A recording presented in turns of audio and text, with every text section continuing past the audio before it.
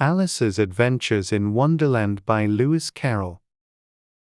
All in the golden afternoon, full lazily we glide, for both our oars, with little skill, by little arms are plied, while little hands make vain pretence, our wanderings to guide.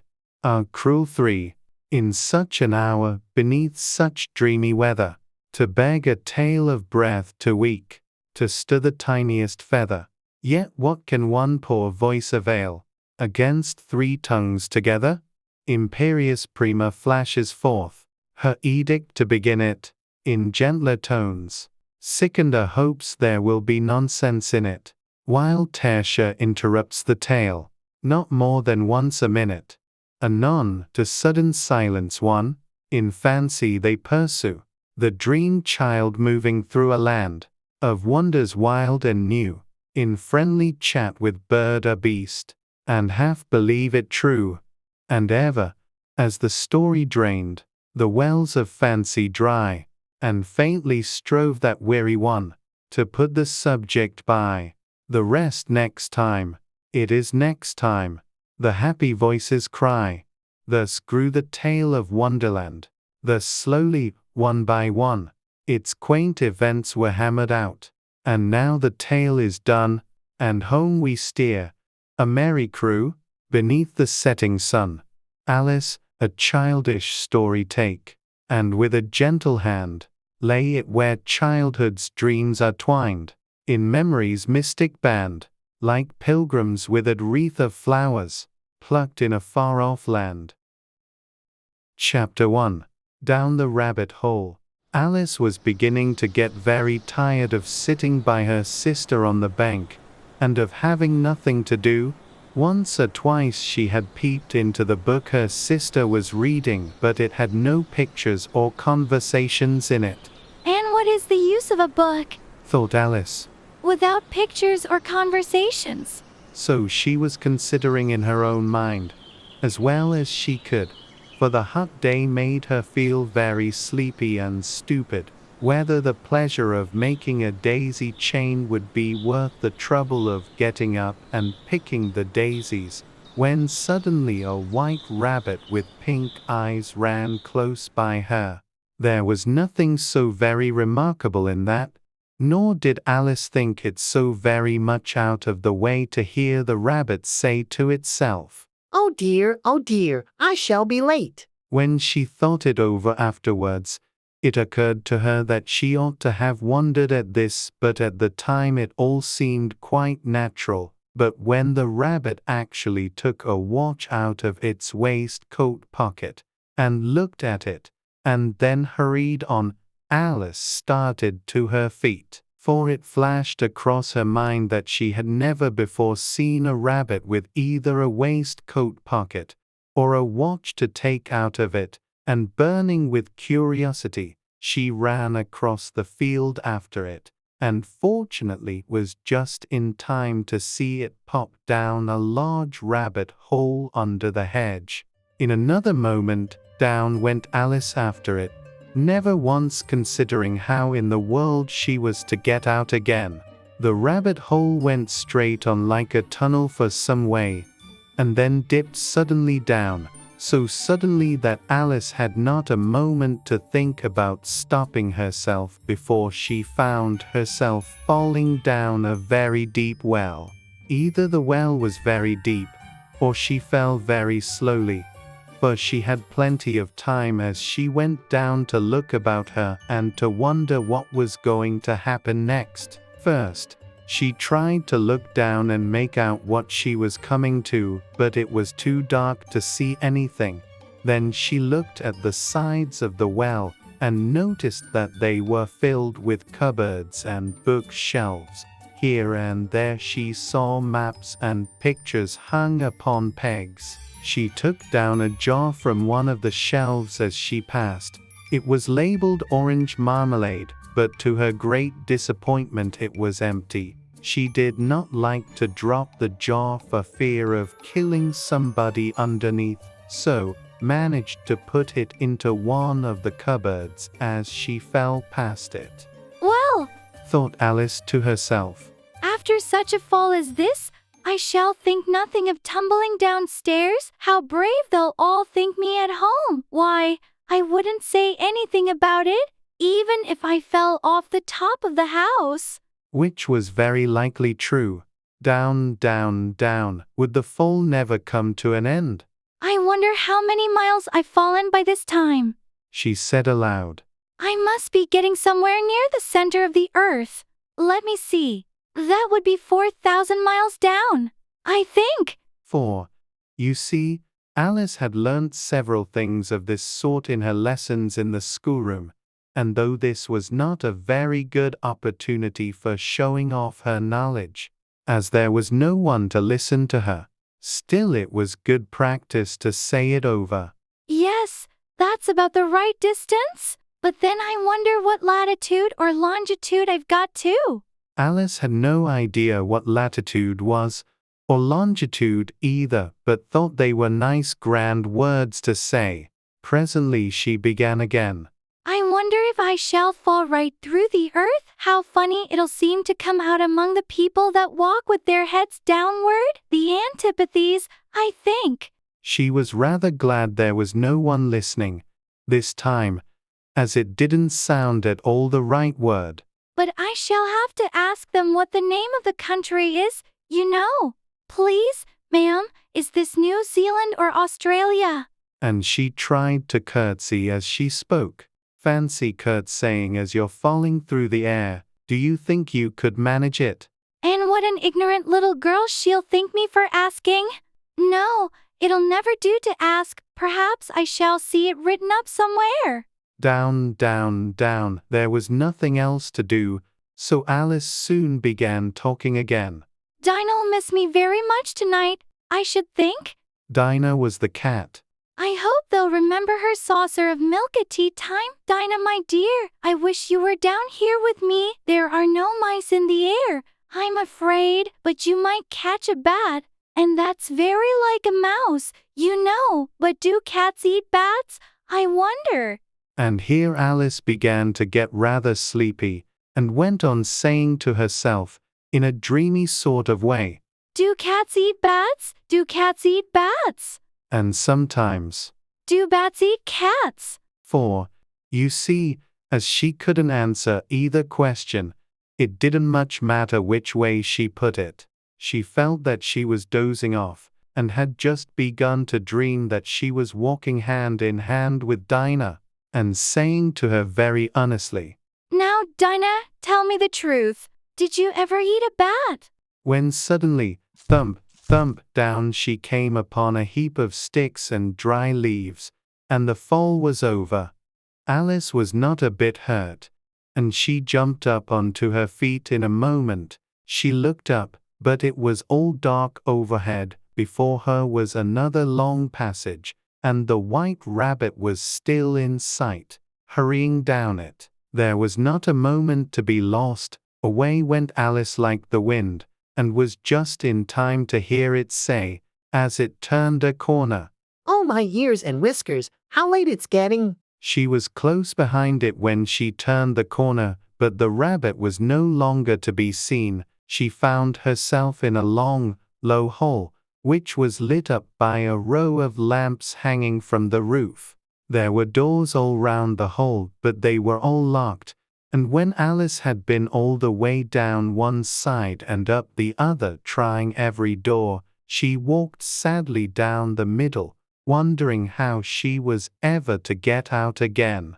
Suddenly she came upon a little three-legged table, all made of solid glass. There was nothing on it except a tiny golden key, and Alice's first thought was that it might belong to one of the doors of the hall, but, alas, either the locks were too large, or the key was too small, but at any rate it would not open any of them. However, on the second time round, she came upon a low curtain she had not noticed before, and behind it was a little door about 15 inches high. She tried the little golden key in the lock, and to her great delight it fitted. Alice opened the door and found that it led into a small passage, not much larger than a rat hole. She knelt down and looked along the passage into the loveliest garden you ever saw. How she longed to get out of that dark hole and wander about among those beds of bright flowers and those cool fountains. But she could not even get her head through the doorway. And even if my head would go through, thought poor Alice, it would be of very little use without my shoulders. Oh, how I wish I could shut up like a telescope. I think I could, if I only knew how to begin. For, you see, so many out-of-the-way things had happened lately that Alice had begun to think that very few things indeed were really impossible. There seemed to be no use in waiting by the little door, so she went back to the table, half hoping she might find another key on it, or at any rate, a book of rules for shutting people up like telescopes. This time, she found a little bottle on it. Which certainly was not here before, said Alice, and round the neck of the bottle was a paper label, with the words "Drink Me" beautifully printed on it in large letters. It was all very well to say "Drink me," but the wise little Alice was not going to do that in a hurry.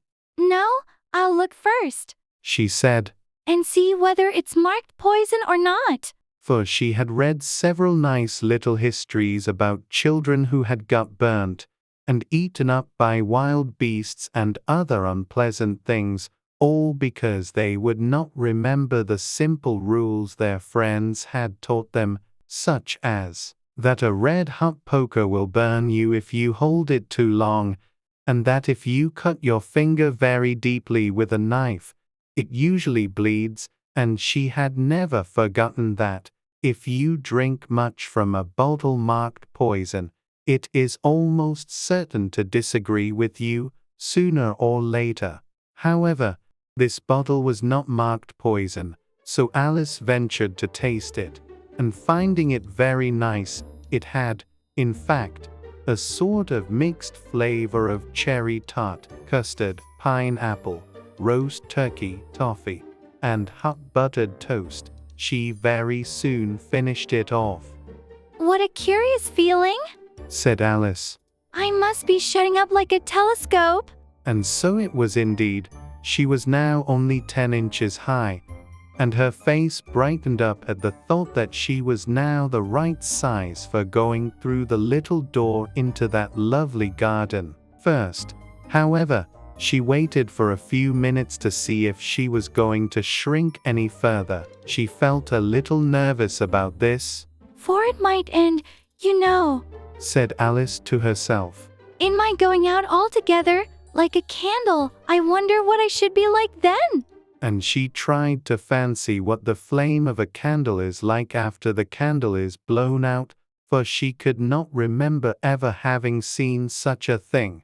After a while, finding that nothing more happened, she decided on going into the garden at once, but, alas for poor Alice, when she got to the door, she found she had forgotten the little golden key, and when she went back to the table for it, she found she could not possibly reach it. She could see it quite plainly through the glass, and she tried her best to climb up one of the legs of the table, but it was too slippery, and when she had tired herself out with trying, the poor little thing sat down and cried.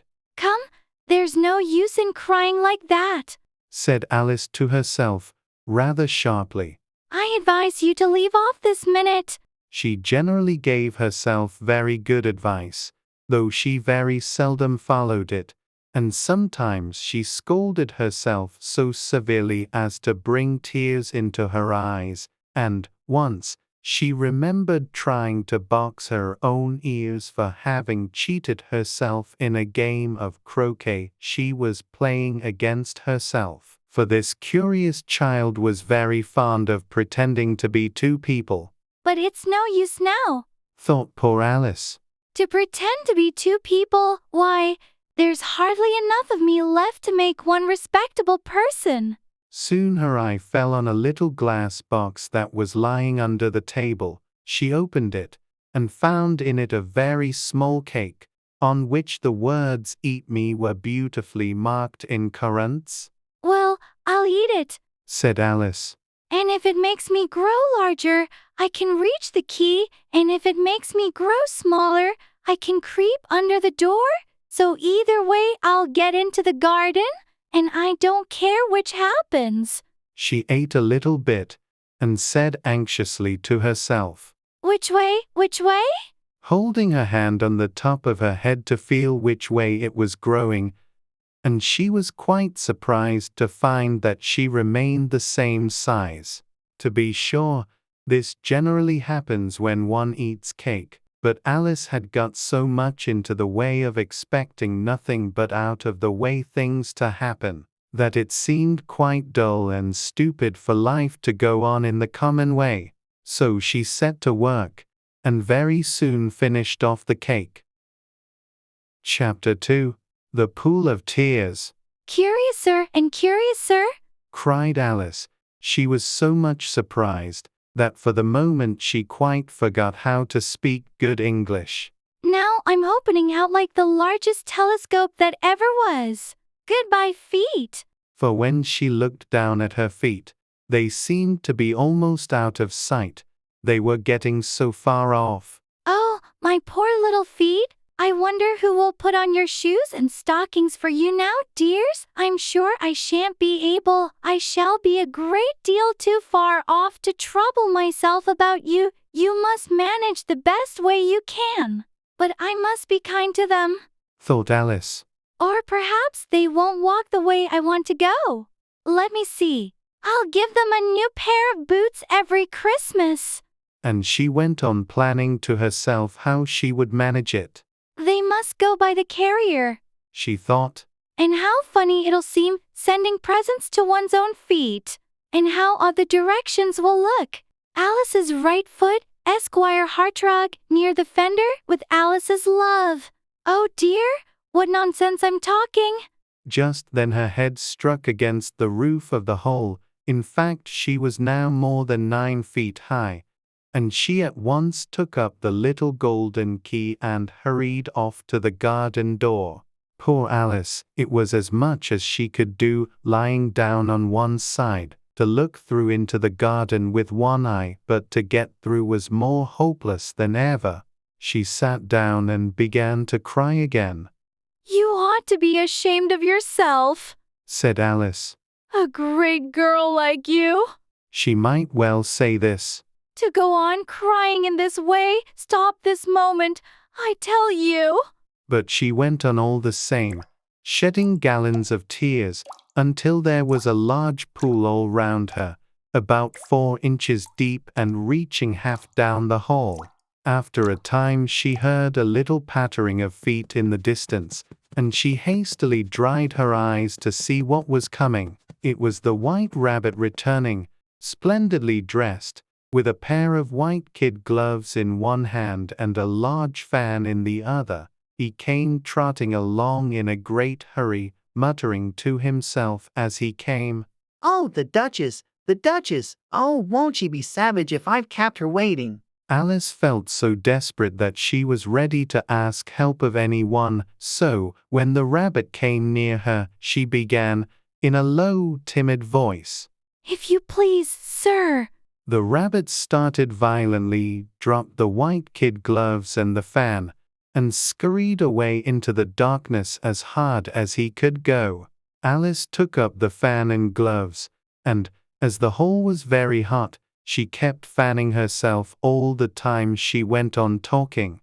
Dear, how queer everything is today, and yesterday things went on just as usual. I wonder if I've been changed in the night? Let me think. Was I the same when I got up this morning? I almost think I can remember feeling a little different. But if I'm not the same, the next question is, who in the world am I? That's the great puzzle. And she began thinking over all the children she knew that were of the same age as herself, to see if she could have been changed for any of them. I'm sure I'm not Ada, she said, for her hair goes in such long ringlets, and mine doesn't go in ringlets at all, and I'm sure I can't be Mabel, for I know all sorts of things, and she knows such a very little. Besides, she's she, and I'm I, and oh dear, how puzzling it all is. I'll try if I know all the things I used to know. Let me see. 4 times 5 is 12, and 4 times 6 is 13, and 4 times 7 is oh dear, I shall never get to 20 at that rate. However, the multiplication table doesn't signify. Let's try geography. London is the capital of Paris, and Paris is the capital of Rome, and Rome, no, that's all wrong. I'm certain I must have been changed for Mabel. I'll try and say how doth the little. And she crossed her hands on her lap as if she was saying lessons, and began to repeat it, but her voice sounded hoarse and strange, and the words did not come the same as they used to do. How doth the little crocodile improve his shining tail, and pour the waters of the Nile on every golden scale? How cheerfully he seems to grin, how neatly spread his claws, and welcome little fishes in, with gently smiling jaws. I'm sure those are not the right words, said poor Alice, and her eyes filled with tears again as she went on. I must be Mabel after all, and I shall have to go and live in that poky little house, and have next to no toys to play with, and oh, ever so many lessons to learn. No, I've made up my mind about it. If I'm Mabel, I'll stay down here. It'll be no use their putting their heads down and saying, come up again, dear. I shall only look up and say, who am I then? Tell me that first, and then, if I like being that person, I'll come up. If not, I'll stay down here till I'm somebody else. But, oh dear, cried Alice, with a sudden burst of tears. I do wish they would put their heads down. I am so very tired of being all alone here.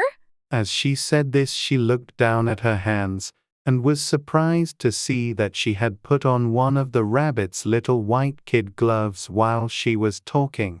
How can I have done that? She thought. I must be growing small again. She got up and went to the table to measure herself by it, and found that, as nearly as she could guess, she was now about 2 feet high, and was going on shrinking rapidly. She soon found out that the cause of this was the fan she was holding, and she dropped it hastily, just in time to avoid shrinking away altogether. That was a narrow escape, said Alice, a good deal frightened at the sudden change, but very glad to find herself still in existence. And now for the garden? And she ran with all speed back to the little door, but, alas, the little door was shut again, and the little golden key was lying on the glass table as before. And things are worse than ever, thought the poor child. Or I never was so small as this before, never, and I declare it's too bad that it is. As she said these words, her foot slipped, and in another moment, splash, she was up to her chin in salt water. Her first idea was that she had somehow fallen into the sea. And in that case I can go back by railway, she said to herself. Alice had been to the seaside once in her life, and had come to the general conclusion that wherever you go to on the English coast you find a number of bathing machines in the sea, some children digging in the sand with wooden spades, then a row of lodging houses, and behind them a railway station. However, she soon made out that she was in the pool of tears which she had wept when she was 9 feet high. I wish I hadn't cried so much, said Alice, as she swam about, trying to find her way out. I shall be punished for it now, I suppose, by being drowned in my own tears. That will be a queer thing, to be sure. However, everything is queer today. Just then she heard something splashing about in the pool a little way off, and she swam nearer to make out what it was. At first she thought it must be a walrus or hippopotamus, but then she remembered how small she was now, and she soon made out that it was only a mouse that had slipped in like herself. Would it be of any use now? Thought Alice. To speak to this mouse? Everything is so out of the way down here that I should think very likely it can talk. At any rate, there's no harm in trying. So she began. Oh, mouse, do you know the way out of this pool? I am very tired of swimming about here. Oh, mouse. Alice thought this must be the right way of speaking to a mouse. She had never done such a thing before, but she remembered having seen in her brother's Latin grammar. A mouse, of a mouse to a mouse, oh mouse. The mouse looked at her rather inquisitively, and seemed to her to wink with one of its little eyes, but it said nothing. Perhaps it doesn't understand English, thought Alice.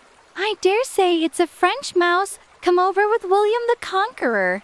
For, with all her knowledge of history, Alice had no very clear notion how long ago anything had happened, so she began again. Oui, Machette? Which was the first sentence in her French lesson book. The mouse gave a sudden leap out of the water, and seemed to quiver all over with fright. Oh, I beg your pardon, cried Alice hastily, afraid that she had hurt the poor animal's feelings. I quite forgot you didn't like cats. Not like cats. Cried the mouse, in a shrill, passionate voice. Would you like cats if you were me? Well, perhaps not, said Alice in a soothing tone. Don't be angry about it, and yet I wish I could show you our cat, Dinah. I think you'd take a fancy to cats if you could only see her. She is such a dear, quiet thing. Alice went on, half to herself, as she swam lazily about in the pool. And she sits purring so nicely by the fire, licking her paws and washing her face, and she is such a nice soft thing to nurse, and she's such a capital one for catching mice. Oh, I beg your pardon, cried Alice again, for this time the mouse was bristling all over, and she felt certain it must be really offended. We won't talk about her anymore if you'd rather not. We indeed, cried the mouse, who was trembling down to the end of his tail. As if I would talk on such a subject. Our family always hated cats. Nasty, low, vulgar things. Don't let me hear the name again. I won't indeed, said Alice, in a great hurry to change the subject of conversation. Are you fond of dogs? The mouse did not answer, so Alice went on eagerly. There is such a nice little dog near our house I should like to show you. A little bright-eyed terrier, you know, with those such long curly brown hair. And it'll fetch things when you throw them. And it'll sit up and beg for its dinner. And all sorts of things. I can't remember half of them. And it belongs to a farmer, you know. And he says it's so useful. It's worth £100. He says it kills all the rats and oh dear, cried Alice in a sorrowful tone. I'm afraid I've offended it again. For the mouse was swimming away from her as hard as it could go, and making quite a commotion in the pool as it went. So she called softly after it. Mouse dear, do come back again, and we won't talk about cats or dogs either, if you don't like them. When the mouse heard this, it turned round and swam slowly back to her. Its face was quite pale, with passion, Alice thought, and it said in a low trembling voice, Let us get to the shore, and then I'll tell you my history, and you'll understand why it is I hate cats and dogs. It was high time to go, for the pool was getting quite crowded with the birds and animals that had fallen into it. There were a duck and a dodo, a lory and an eagle, and several other curious creatures. Alice led the way, and the whole party swam to the shore.